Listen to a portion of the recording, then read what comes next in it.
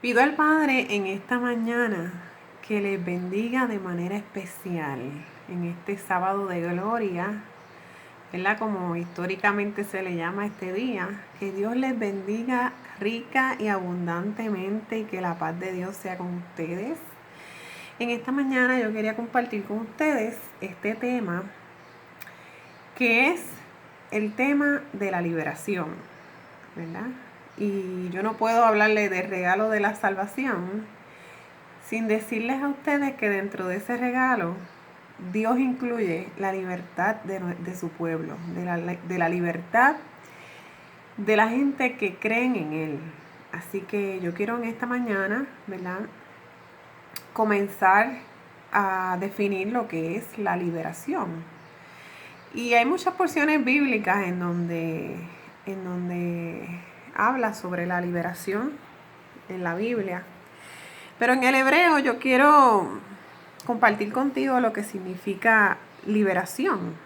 Liberación significa redimir, comprar de vuelta, defender, hacer un pariente cercano, rescatar, vengar, reposar, escapar, escabullirse, conservar, guardar, preservar, salvar, saltar, ser agitado violentamente, sacudir para desprender, desatar, soltar, seguridad, guardar, librar, abierto de par en par. Qué interesante. Abierto de par en par.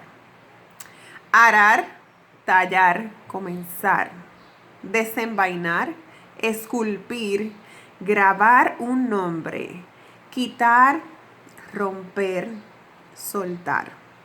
Pero en el griego, mira lo que significa liberación. Eximir de responsabilidad, soltar el freno, abolir esclavitud. ¡Wow! Y bueno, liberar es sacar de debajo de un yugo, de la opresión espiritual y la cautividad del diablo. En Gálatas 5:13 dice la Biblia que nosotros hemos sido llamados a libertad. Y para nosotros poder disfrutar del regalo de la salvación, Dios nos hace libres. ¿Cómo? La Biblia lo establece muy claramente. Y conoceréis la verdad, y la verdad os hará libres. El conocimiento y la inteligencia no natural, sino sobrenatural que viene de Dios, nos hace libres. Nuestro Padre desea que los hijos reciban bendiciones y sobre todo libertad de las ataduras que los atan. Gloria a Dios por eso, ¿verdad que sí? Para hablar de libertad, yo tengo que referirme al rompimiento de ataduras que impiden que cualquier persona se mueva o se desenvuelva totalmente. Cuando llega el reino de Dios a la vida de los hombres, comienza con el arrepentimiento. ¿Se acuerdan de Juan el Bautista? Que el mensaje de Juan el Bautista, que fue el precursor, ¿verdad?, de Jesús, el mensaje era: arrepentíos, que el reino de Dios se ha acercado. Y con el arrepentimiento verdadero en el corazón del hombre comienza el reino de Dios, ¿verdad?, a tomar posesión del hombre. Gloria a Dios. La predicación del reino de Dios sufre violencia, ¿verdad que sí? Cuando se predica siempre hay oposición, siempre hay alguien que se quiere oponer a que la verdad de Dios sea predicada y establecida en las mentes de las personas. Pero ¿de parte de quién viene esa oposición? Precisamente de nuestro enemigo, que es del diablo, Satanás, la serpiente antigua. ¿Para qué? Para impedirle al hombre que conozca la verdad. Si la verdad te hace libre, pues obviamente Satanás, que es tu esclavizador, ¿verdad? Es el amo que esclaviza, pues obviamente va a tratar de impedir que tú conozcas la verdad. Pero la verdad es el agente libertador, que a su misma vez se llama Jesucristo. Recuerdo cuando en las escrituras leí que Jesús estaba frente a Poncio Pilato y Poncio Pilato le dijo, pero ¿cuál es la verdad? ¿Qué es la verdad? Y teniendo la verdad en persona de frente, no la pudo reconocer a Jesucristo. Qué interesante. Pero la Biblia establece que si el Hijo os libertare, seréis verdaderamente libres. O sea que la liberación se obtiene a través de la persona de Jesucristo. Cuando llega el reino de Dios a nuestras vidas, ocurre un desplazamiento del reino de las tinieblas al reino de la luz.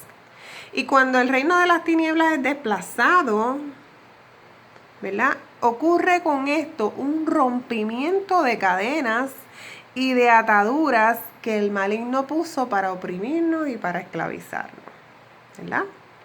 La Biblia establece que donde está el Espíritu de Dios, ahí hay libertad. Gloria a Dios. Jesús en la tierra fue lleno del poder del Espíritu Santo de Dios.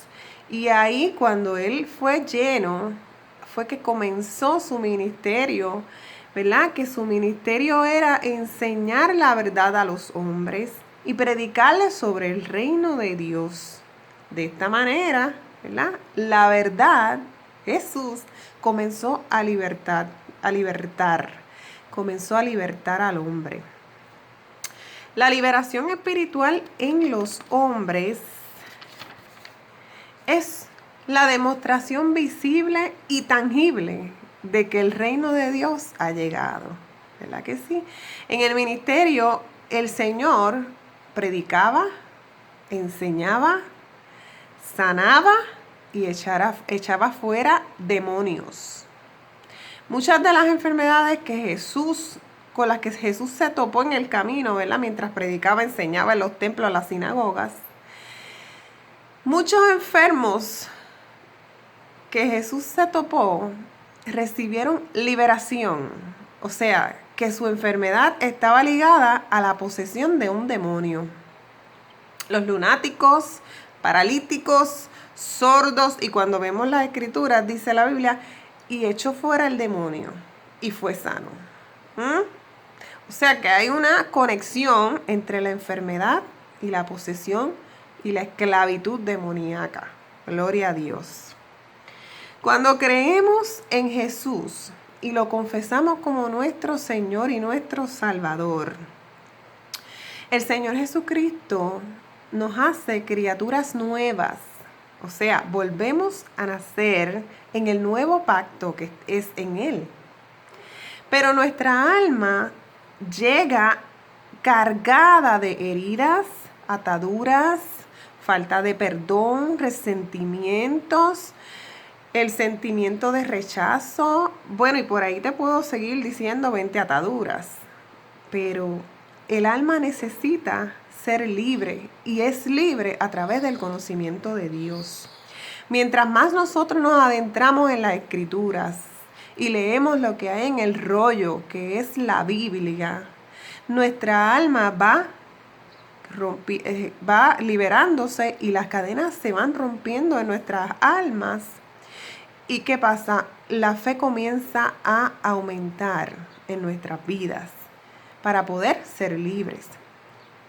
Negar la existencia de los demonios y de la opresión que ellos infringen impide la libertad del ser humano. O sea, yo no puedo tapar el sol con un dedo, ni puedo ponerme vendas en los ojos para decir que los demonios no existen, porque la Biblia establece que sí existen y que tienen una guerra contra nosotros. La Biblia dice en Efesios 6 que nuestra lucha no es contra carne ni sangre, sino contra principados y gobernantes en las regiones celestes que son de maldad.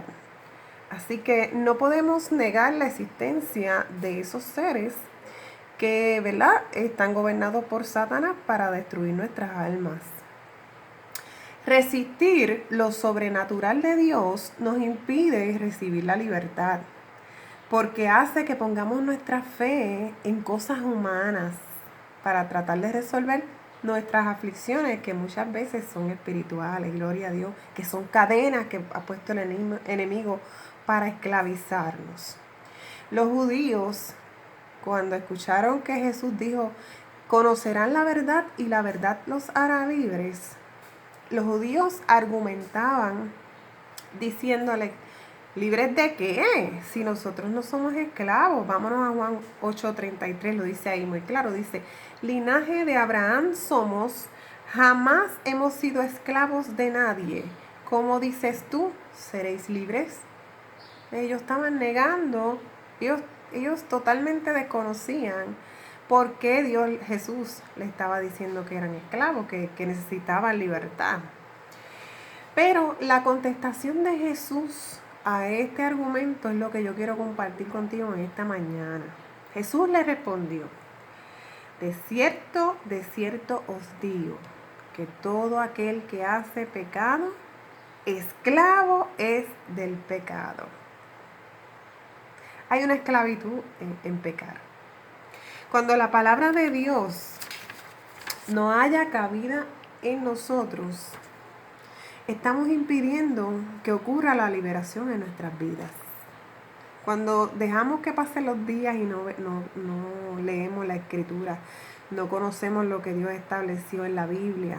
Es el libro que está escrito para el hombre, inspirado por el Espíritu Santo para que nosotros conociéramos la verdad. Cuando nosotros no entramos en la Escritura, estamos impidiendo que la liberación sobrenatural de Dios llegue a nuestras vidas. Así que reconocer nuestra condición pecaminosa hace que comience el rompimiento de las cadenas del enemigo. ¿Para qué Dios quiere que seamos libres? Bueno, ¿habrá alguien que le guste ser un esclavo? Yo creo que no. Pero en realidad Dios quiere que seamos libres para que le adoremos en espíritu y en verdad. Y fue lo que Dios le encomendó a Jesús. El Padre le encomendó a Jesús y nos encomendó a nosotros como creyentes, como la iglesia de Cristo en la tierra. En Isaías 61:1 dice, el Espíritu de Jehová el Señor está sobre mí, porque me ungió Jehová, me ha enviado a predicar buenas nuevas. Primer paso, predicación de las buenas nuevas.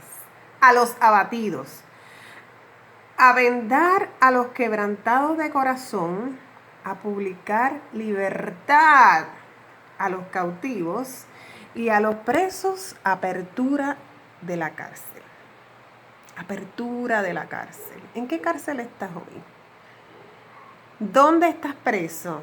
Que necesitas la liberación urgente de Jesús. Cuando llega el reino de Dios a nuestras vidas, debemos entender que el reino de Dios es gozo, paz y justicia. Ese es el reino de Dios. Me gusta el significado de liberación cuando lo menciona como redimir. ¿Por qué? Porque me hace entender más lo que es la libertad.